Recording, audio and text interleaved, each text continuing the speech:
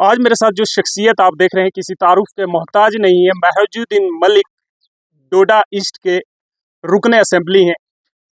डोडा east से चुनाव न लड़ा, उसके बाद में आप देख रहे हैं जब भी असेंबली सेशन शुरू होता है तो असेंबली में शोर गुल दिखता है।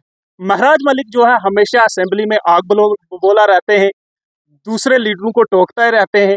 अपोजिशन जो है बिल्कुल तड़ के साथ कर रहे हैं। महाराज साहब सबसे सब पहले आपका स्वागत करते हैं। असेंबली सेशन खत्म होने के बाद आप भलेसा में आए, अपने लोगों के साथ मिले और लोगों का भी एक जो सलाब आज भी आपके साथ देखने को मिल रहा है। जो असेंबली में इतना हल गुल रहा, क्या भलेसा के लिए क्या लेके आ जाए आप असेंबली? देखिए, हंगामा असेंबली में नहीं है, बस आम आदमी की आवाज़ है, उसको बुलंद करता हूँ और ताकत से करता हूँ। जो ज़मीनी सतह पर है उसे आवाज़ में उठाने की कोशिश करता हूँ और उसी आवाज़ को दबाया जाता है यहाँ ज़मीनी सतह पर भी, और वहाँ पर भी दबाने की कोशिश की जाती है। तो फिर थोड़ा अ, ऊंचा बोलना पड़ता है। आपको लगता है हंगामा, हंगामा नहीं है, एक आम आदमी की आवाज़ है और जो लोगों की ज़रूरियात है उस पर बात करता हूँ।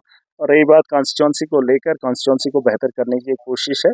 ट्रांसपेरेंसी लाएंगे, बदलाव लाएंगे, बड़े पैमाने पे जिन चीज़ों से दो चार हो रहे हैं, आम आदमी परेशान है, उनकी परेशानियों को ख़त्म करने की कोशिश करेंगे। और सबसे बड़ी बात है, जो जिसकी ज़िम्मेदारी है उसको अपनी ज़िम्मेदारी निभानी है। अपनी ज़िम्मेदारियों से भागना और लोगों के साथ जुल्म करना, ज़्यादती करना कहीं न कहीं ये गलत है, और इस चीज़ को ठीक करना हमारी ज़िम्मेदारी रहती है और प्रायोरिटी पे इस चीज़ को काम करेंगे। और इससे बेहतर मुझे नहीं लगता है, जब तक मैं ज़मीनी सतह पर बदलाव आएगा, तब तक आप बेहतरी की उम्मीद नहीं कर सकते। महराज साहब पहले आप जो है एक एमएलए थे, लेकिन आप कहीं ना कहीं जिम्मेदारी पार्टी की ओर से भी जो है आप पे बढ़ गई है। अब जो है जम्मू कश्मीर के प्रेसिडेंट भी हो, आपको मुबारकबाद भी पेश करते हैं कि पहली बार आप हमें मिले प्रेसिडेंट बनने के बाद। अब जिम्मेदारी ज्यादा है जम्मू कश्मीर के लिए, क्या लगता है आपको जो आप आवाज उठा रहे हैं, जो शोर कर रहे हैं, जो हम ये लड़ रहे हैं असेंबली में, इसके साथ क्या बदलाव आएगा? देखिए, इसमें अच्छे लोगों को पॉलिटिक्स में आना पड़ेगा। जब तक न अच्छे लोग पॉलिटिक्स का हिस्सा बनेंगे, बड़े पैमाने पे उनका जमावड़ा होगा जहां मुझे चीखना ना पड़े।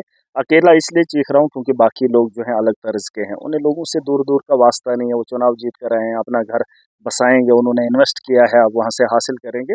लेकिन एक शख्स गया है जो आवाम का दर्द रखता है और आवाम की रहबरी की बात करता है। मुझे लगता है कि आने वाले कल में जो पार्टी की जिम्मेदारी है, ये पार्टी की नहीं, ये लोगों की जिम्मेदारी है। और लोगों को इस दलदल से निकालने के लिए लोगों को अपना मैंडेट, अपने लोगों के बेहतर ईमानदार लोगों को चुनना पड़ेगा, और उसके लिए कोशिश करेंगे। अभी चुनाव हो रहे हैं भाई, इलेक्शन आ रहे हैं, और उसमें पूरी ताकत से लड़ेंगे। और जहां से एक जम्मू रीजन से जवाब आएगा और एक कश्मीर रीजन से जवाब आएगा, नेता चुनेंगे, अपने मुस्तकबिल के लिए चुनेंगे। अगर इंतखाब अच्छा हुआ, चाहे नगरोटा से हुआ चाहे बडगाम से हुआ, अगर लोगों ने मैंडेट दे दिया, एक आम आदमी को मौका दे दिया लोगों के हित में जो बात करे, वरना ऐसे 99 लोग तो हैं, 28 भाजपा के हैं, 42 एनसी के हैं, सरकार में बैठे लोग हैं, न सरकार को कोई फर्क पड़ेगा ना अपोजिशन को कोई फर्क पड़ेगा।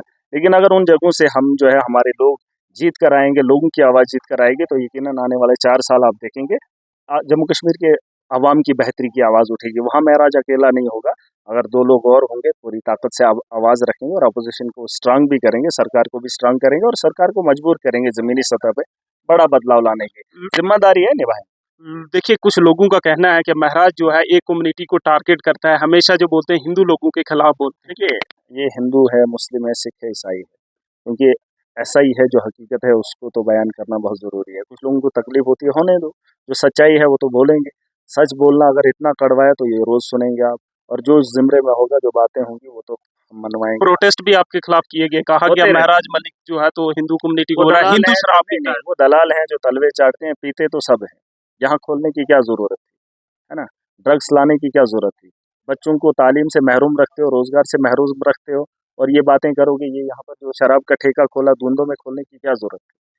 ये चीज़ें नहीं है, और ये लोग नहीं समझेंगे। कभी भाजपा ने प्रोटेस्ट किया? करना चाहिए था, इनकी सरकार थी, इनके दौर में ये चीज़ें आई हैं।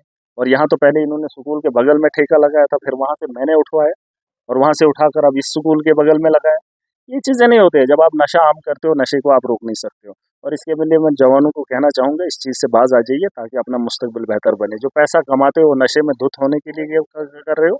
ऐसा नहीं है। जिन लोगों को मेरे से तकलीफ होती है, 1000 बार हो, अगर नशा अच्छा होता, चाहे हिंदू के लिए, मुसलमान के लिए, तो हम इसको फ़रोग़ देने की बात करते। लेकिन जिन लोगों ने इसे लाया है, वो लोग यही हैं, और जो लोग मुँह नहीं खोलते हैं वो भाजपा के साथ खड़े हैं।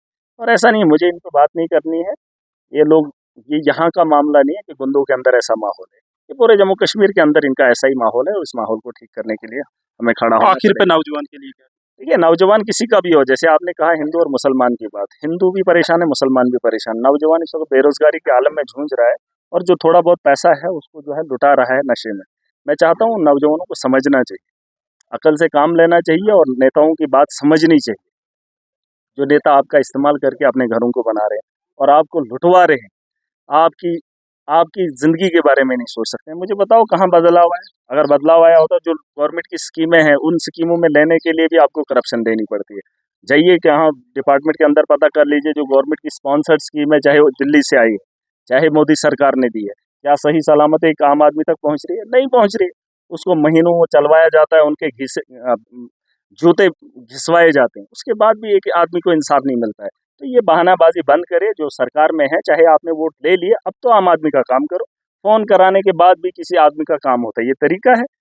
ये इदारे इसलिए हैं ताकि लोगों को राहत मिले, लेकिन राहत लेने के लिए आपको एमएलए को साथ लाना पड़ेगा, आपको प्रोटोकॉल में आना पड़ेगा, फिर जाके आपको कोई काम करे। ये चीज़ें आप ठीक नहीं कर पाए, उसके लिए हम लड़ाई लड़ रहे हैं और मुझे लगता है नौजवानों को इसके बारे में खड़ा होना चाहिए। अगर कोई आपके लिए खड़ा नहीं हो पा रहा है, आप अपने लिए खुद खड़े हो जाइए, मैं राज आपके साथ। बहुत बहुत शुक्रिया। ये थे मेरे साथ एक यंग और डेडिकेटेड लीडर एमएलए डोडा महराजुद्दीन मलिक। साफ तौर पे महराजुद्दीन मलिक का कहना है कि जितने भी युवा हैं इनके साथ कहीं ना कहीं खलवाड़ किया जा रहा है, कहीं ना कहीं जो है नौजवानों को बेरोजगारी की ओर लाया जा रहा है। इसी के साथ देखते रहिए न्यूज़ फ्लैशर, दीजिए इजाजत रियाज इरफान को। खुदा हाफिज़।